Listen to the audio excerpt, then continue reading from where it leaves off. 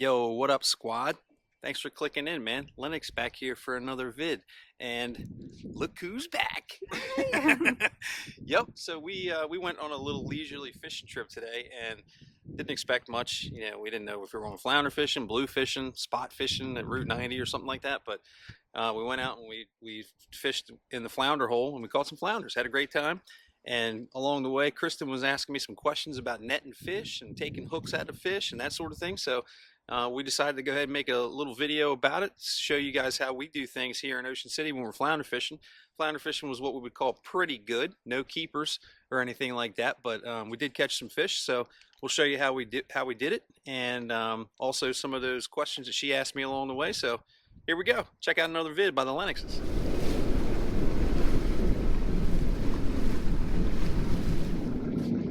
Mini flounders.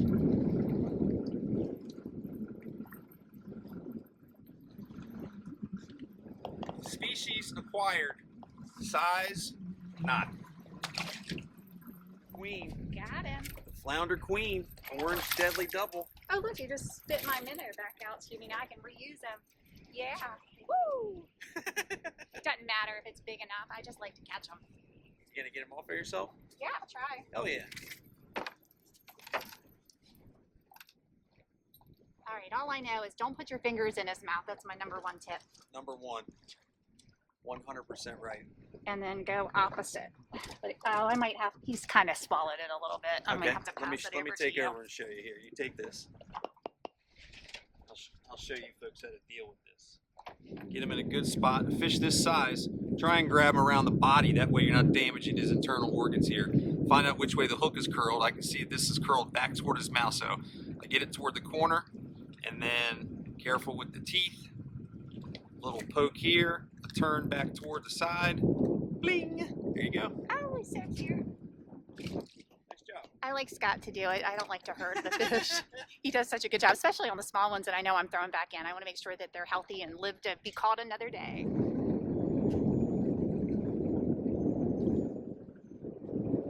Get a bite, and you try and set the hook, and the fish isn't there, drop it right back down the bottom.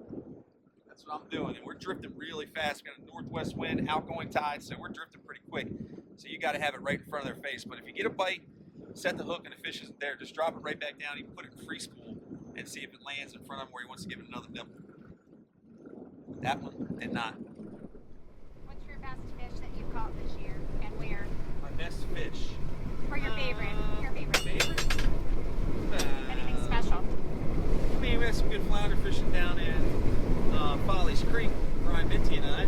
Had some good yellow perch fishing over on the Nanacoke, but big bluefish I caught last week was pretty cool.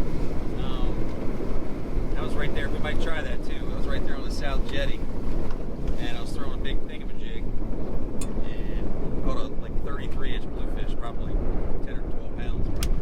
Wow. That's the biggest fish I've caught so far this year. But if you ask me this in 2 weeks, I'm going to say a double-digit flounder in Nantucket Shoals. Please, God, let him catch that flounder so I can stop. Well, no, then I'll never stop near It'll the end never of it. stop.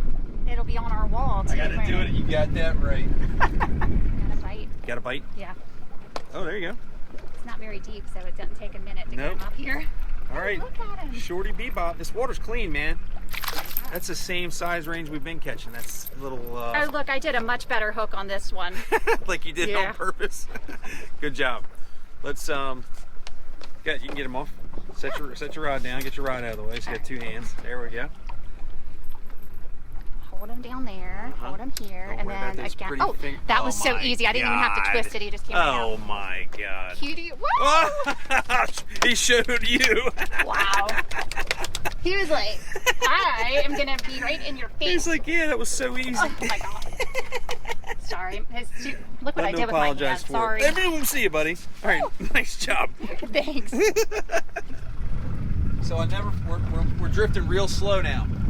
So I never felt the bite, but when I went to lift up my sinker like I do every couple of 10-15 seconds, I felt dead weight.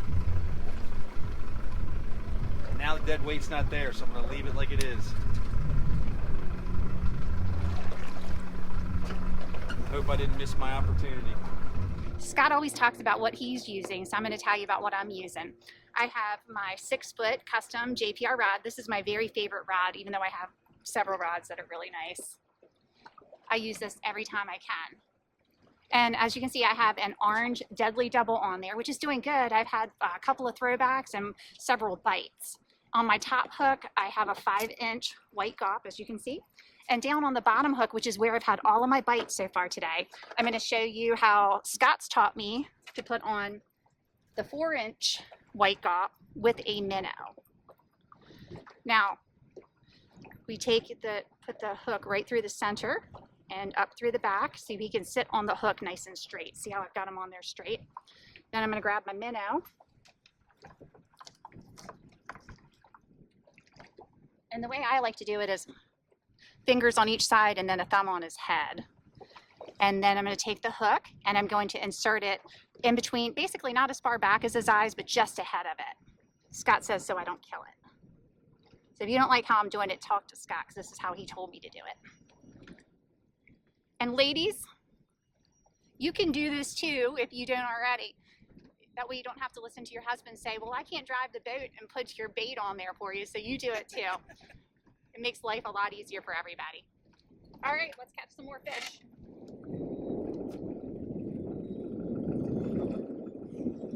They're short bitiness. Kristen mentioned a second ago how we get these bites, but they're short bitiness. So they're grabbing the otter tail, they're grabbing the back of the minnow, they're grabbing her gulp, and they're just not getting on the hook. So we're trying to be as patient as we can, but comes a time when you feel that bump, and then you feel a little bit of weight, and then you just get anxious. You just gotta I love it when I hear Scott say, oh boy, and then he sets the hook. Oh, that's why I watched him he swim away. It was another small throwback, but that's the short biting, man. I'm telling you, they're short biting. You guys saw the rod tip was even bent over there, but they're just short biting. They're not getting on the hook. Except more fish have not gotten on the hook than have gotten on the hook today, but still fun. Getting bites is great, but putting them in the boat's even better. That was definitely another throwback though. This water's so clean. I watched them swim away. At least it was short. Yeah. All right. Yep. Just getting boats out. Leave them in the water. Remember, important part. Leave them in the water. See him? Oh, he might be a keeper. Yep. I got to see his head here first. There you go. All right. Look, man. We got a little bit bigger keeper right nowadays. 17.5 inches we need. 17.5 inches. But it's going back. Oh! I did that on purpose. Don't even laugh. I swear I had him in the boat and I knew if he'd go. All right. Are you doing the measure? Or... Yeah, I'll do it. Okay, He's come fat, on. though. Come on back. Nice work. 17.5. Is he going to do it? Okay. All right. I don't think so, but he's a nice fish. I don't either. I think he would have made it a couple of weeks ago. I remember mouth closed. See, there's 15, 16. Nah. So a little over 16. Well, it is 10. Yeah. Okay, so we need to get to here and there. Half of that. That's a bummer. He would have been a keeper a couple of weeks ago. The fish was a keeper 11 days ago. Still a nice one. Woo! Nice one. It's all right. We're getting bigger. What do you think are the most important things that a beginner flounder fisherman should know or do?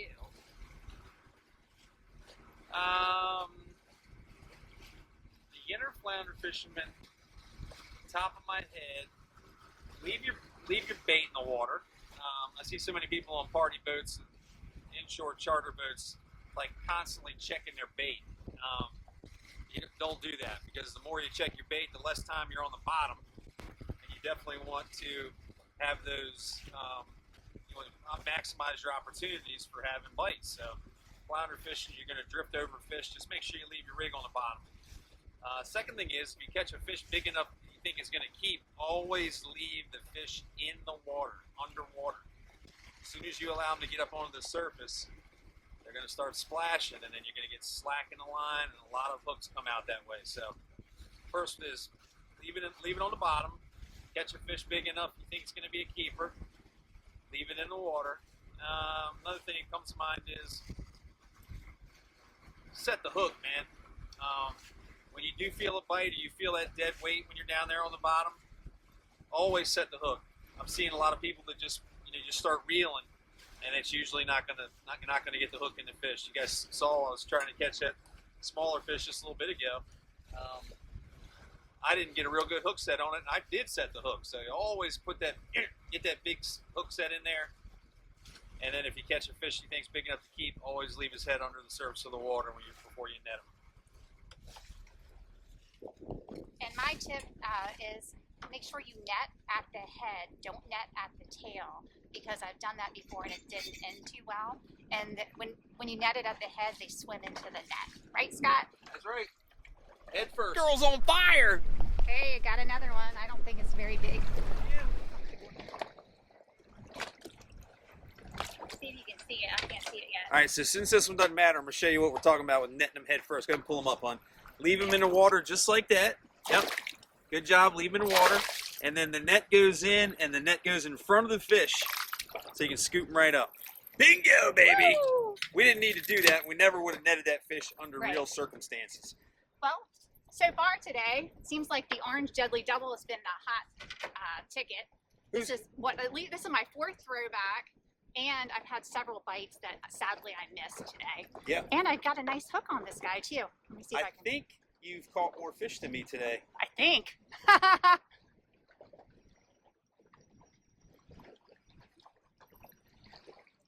Well, I think I caught more fish than you, but you're definitely better at getting the hook out. Yeah, than good me. luck with that.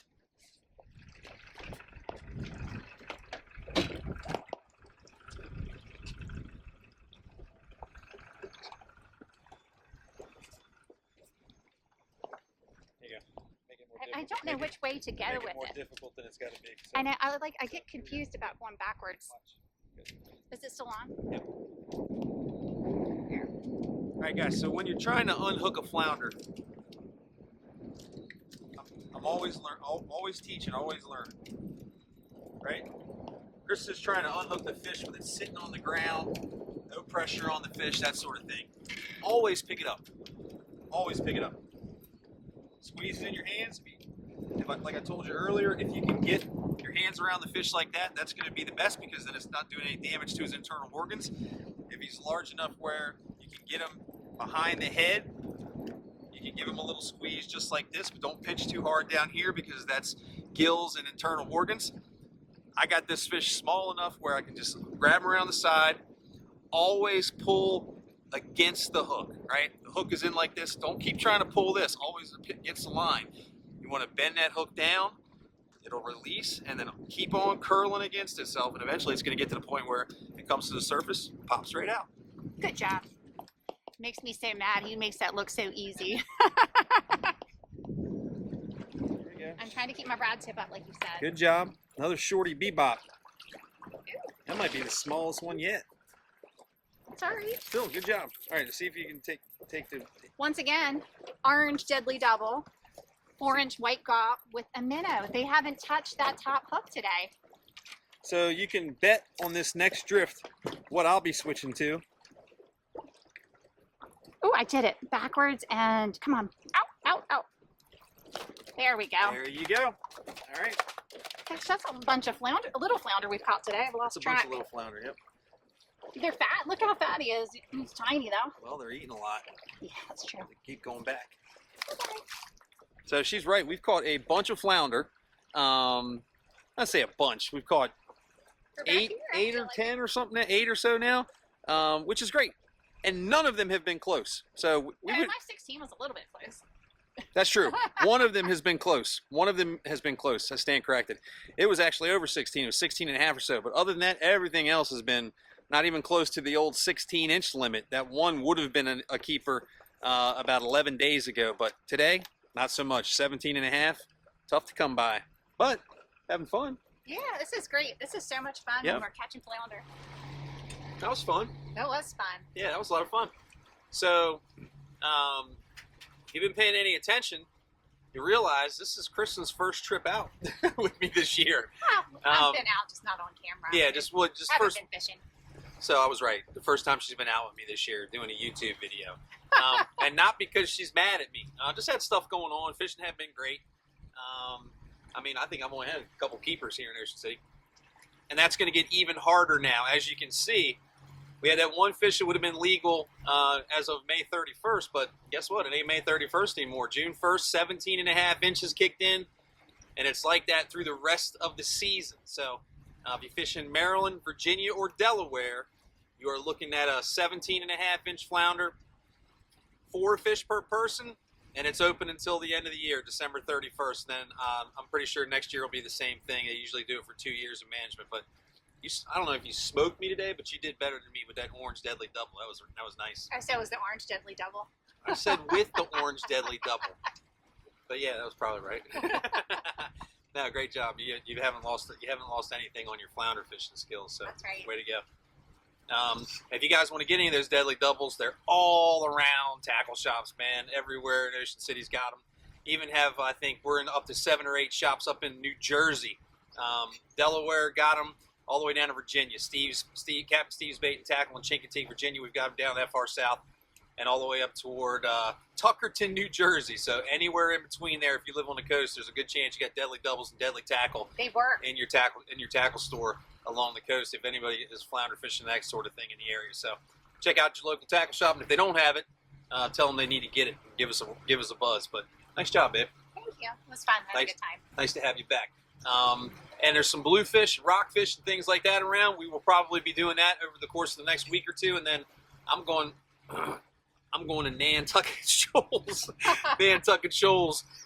June. I think we fished June 20th and 21st. That is always a good time. So look forward to that over the next couple of weeks. But we're back, man. We're having a great time. Love doing these YouTube videos for you guys. We appreciate the comments. Drop those down below if you have any questions or anything like that. Make sure you give us a thumbs up if you like the video, and if not, keep it to yourself. Anything you want to say to your adoring fans? Yeah. If Scott ever takes you out fishing and he says it's for a couple hours, take breakfast, lunch, and dinner. That's my tip. Yep. It's called Fish in OC for a reason, buddy. Oh, man, but that was a lot of fun. So if you haven't done it already, give us a subscribe, right? Hit the subscribe down below. And as always, like the social media. That's above her head. I Fish in OC on Instagram, Fishing OC on Facebook, nightly fishing reports at fishingoc.com. All our gear, deadly-tackle.com. See you next vid. Peace.